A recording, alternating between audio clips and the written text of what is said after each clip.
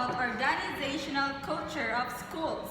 Organizational culture refers to a set of common values, attitudes, beliefs, and norms, some of which are explicit and some of which are not, according to Brown 2004. Organizational culture can be found in shared relationships among colleagues, norms within the school environment, student and teacher relations, and sharing experiences according to Haberman 2013. A school's organizational culture provides a sense of identity. It creates a distinct way of doing things and determine the direction for future growth. Levels of organizational culture according to Skin 2022. Level 1. The artifacts. It is the visible manifestations of culture. Level 2. The exposed values. It is how an organization explains its culture and it discovers through why questions. Level 3. The shared tacit assumptions. It is the hidden assumptions, values, and beliefs. Now let's proceed to the different types of organizational culture according to Haynes 2000 and 2022. Type 1. The clan culture. The primary focus of this culture is mentorship and teamwork. The motto is, "We are all in this together." A clan culture is people-focused in the sense that the company feels family-like. This is a highly collaborative work environment where every individual is valued and communication is very important. A clan culture is people-oriented in the sense that the company feels like a family. This is a highly collaborative workplace where everyone is respected and communication is a major emphasis. Type 2. The advocacy culture. The primary focus of this culture is risk-taking and innovation. The motto is, "Risk it to get it." Advocacy culture are rooted in and adaptability. These are the companies that are on the cutting edge of their industry. They are looking to develop the next big thing before anyone else has even started asking the right questions. To do so, they need to take risks. Type 3. The market culture. The primary focus of this culture is competition and growth. The motto is, "We are in it to win it." Market culture prioritizes profitability. Everything is evaluated with the bottom line in mind. Each position has an objective that aligns with the company's larger goal, and there are often several degrees of separation between employees and leadership roles. Now for the type 4, the hierarchy culture. The primary focus of this culture is structure and stability. The motto is, "Get it, done it right." Companies with hierarchy culture adhere to the traditional corporate structure.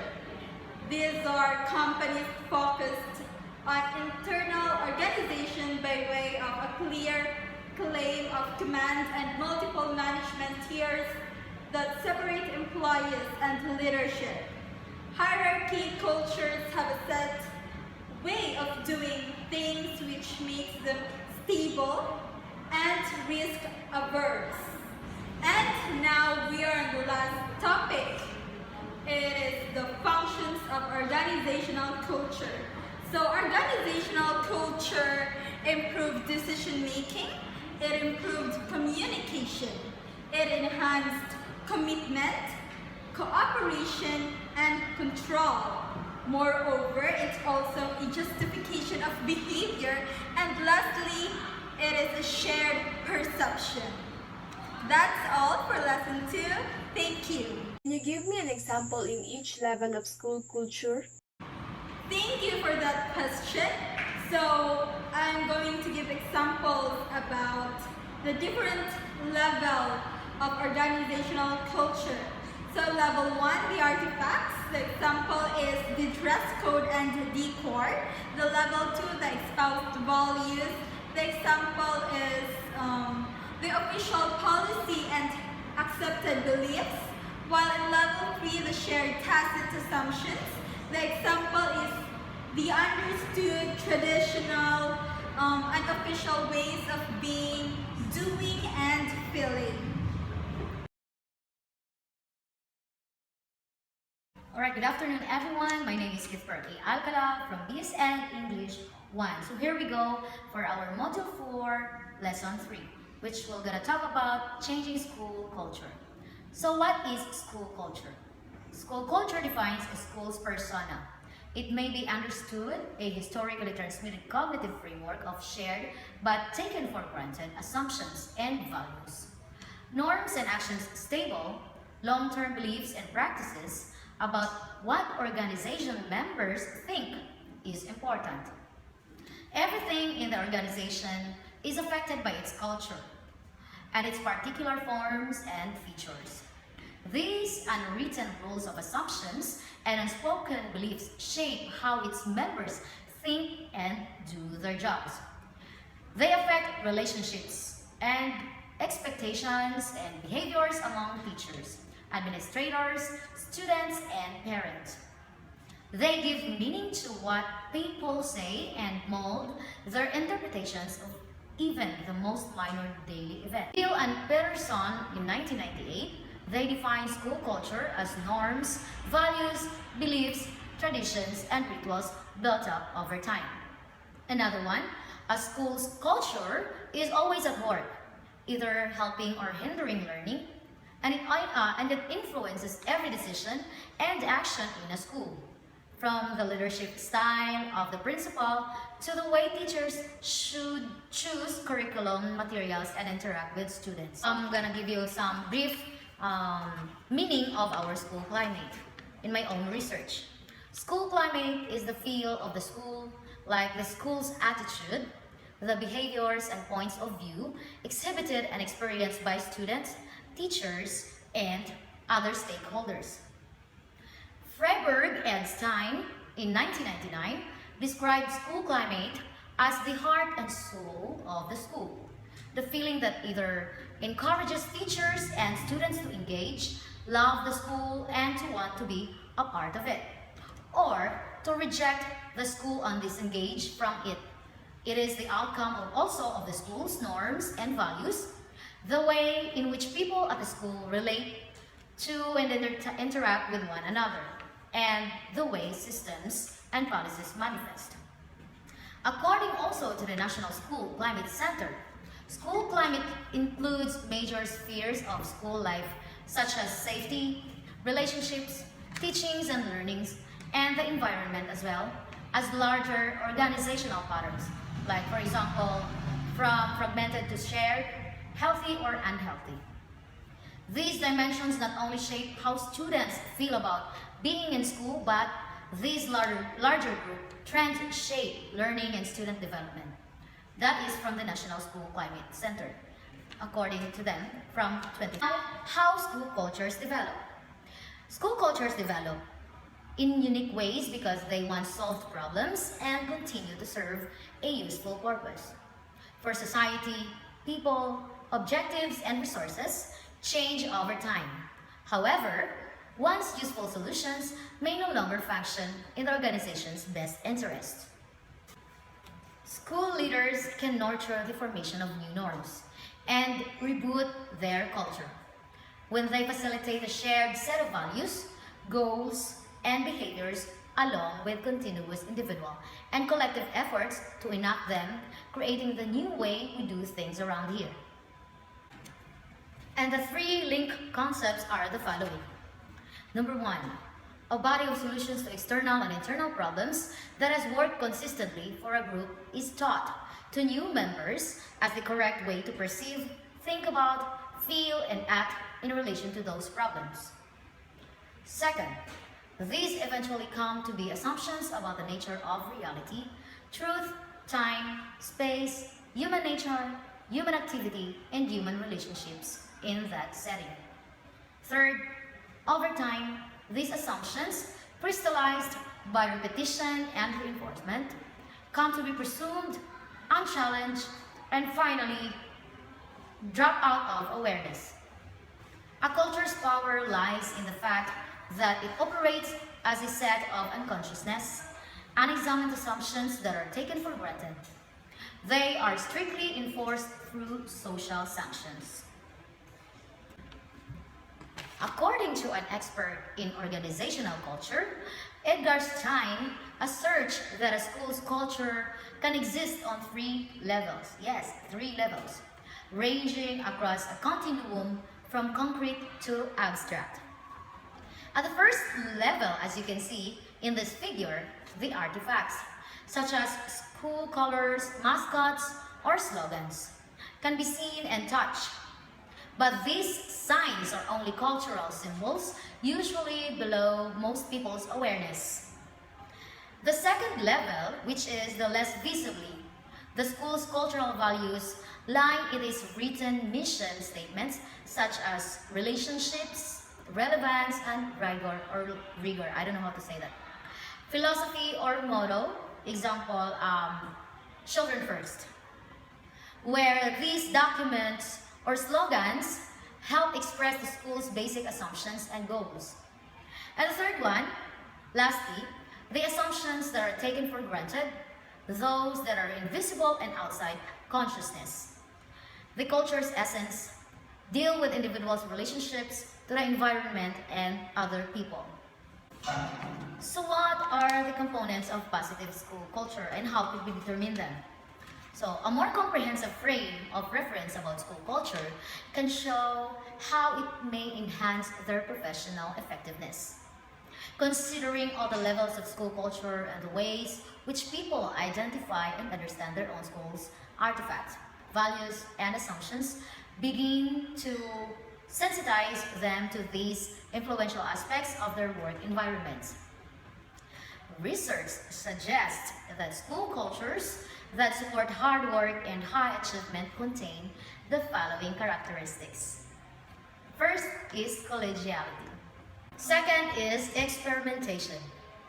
Experimentation, it is the degree to which principal, faculty, and staff are encouraged to be innovative, experiment, and take thoughtful risks rather than work to maintain the status quo.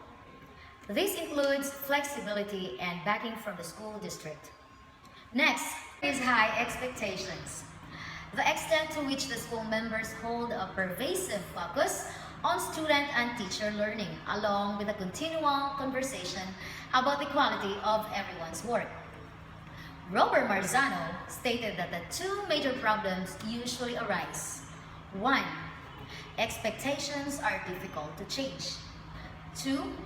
Teachers' behavior is what actually communicates expectations to students. Next is reaching out to the knowledge base.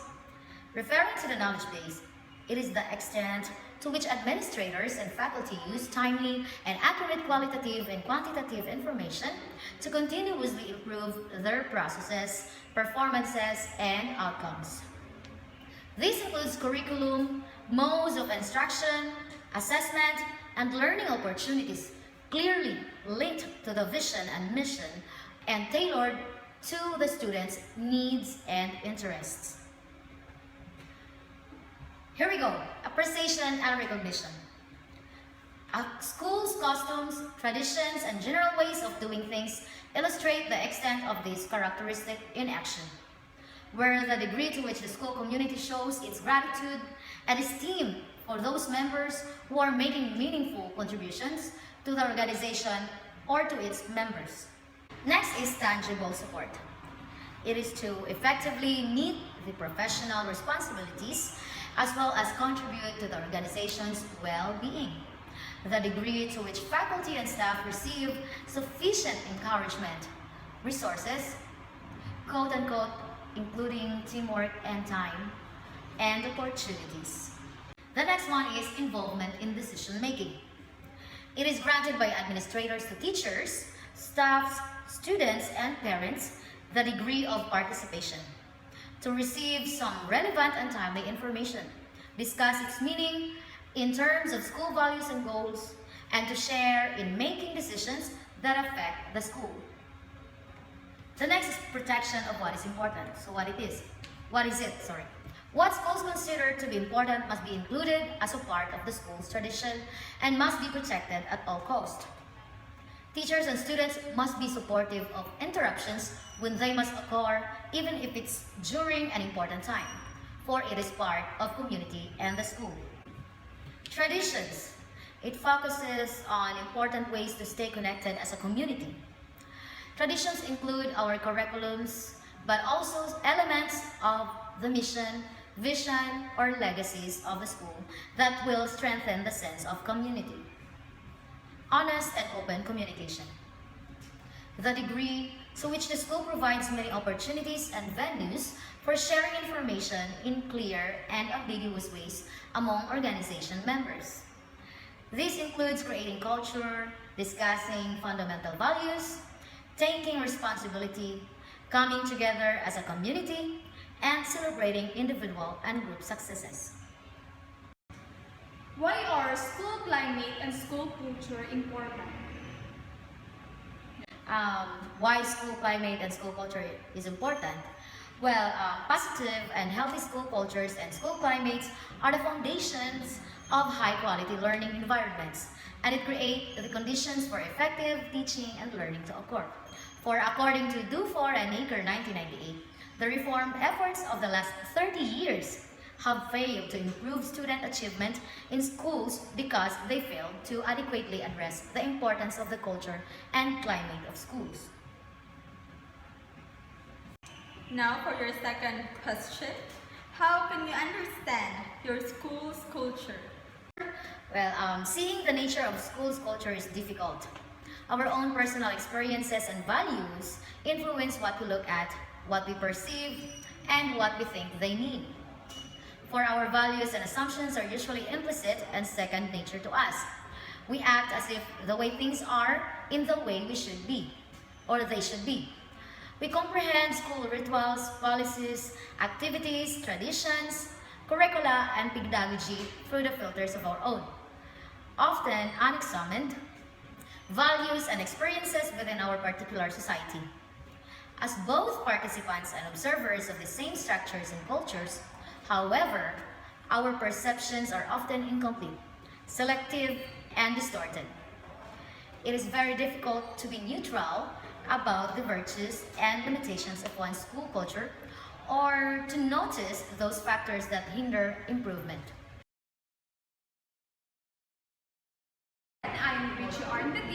And I will be discussing Lesson 5, and the topic is all about changing the school climate. But before anything else, what does the climate of school mean? School climate, also known as the atmosphere of the school, encompasses all aspects related to how members of the school community perceive and experience school. For example, how welcome, how valued and respected they feel. It plays a significant role in the success of school. It helps them achieve their mission, vision, and goal. We have two types of school climate, the open climate and the closed climate. Open climate is an encouraging, authentic, and committed characterized by teachers, deans, head, and other school staffs, whereas closed climate is characterized by a lack of authenticity, game playing, and disengaged behavior. I believe that most of the schools aim to have an open climate, encouraging, authentic, and committed one. For this lesson, I will be discussing steps on how to change our school climate. I have here now my key points in changing the school climate. The first one is identifying organizational need. Undoubtedly, the organization needs to develop their vision, mission, and goal. Creating a successful program begins with the development of the school's vision and mission. When done correctly, they provide clarity and directions for school. A hazy vision or mission can contribute to ongoing conflicts, and a school that struggles to identify priorities. The second key point is understanding the school culture. School climate and school culture go together. In understanding the school culture, it can help us change the school climate into a positive one. Having said that, we can come up with an idea on what are the things that we need to do. What aspects do we need to change? What are the things that the school lack of? Like for example, the school has a toxic leadership. In result, the schools are characterized by having a negative outcomes, negative attitude, and it is destructive to the members of the team and overall workplace. Or let's say for example, lack of student engagement. What should they do to change the school's climate? The third point is assess organizational readiness for change. When an organization's readiness for change is high, meaning they are motivated, they are committed for change, its members are more likely to initiate change, exert more effort, persist longer, and behave cooperatively. As a result, implementation is more effective.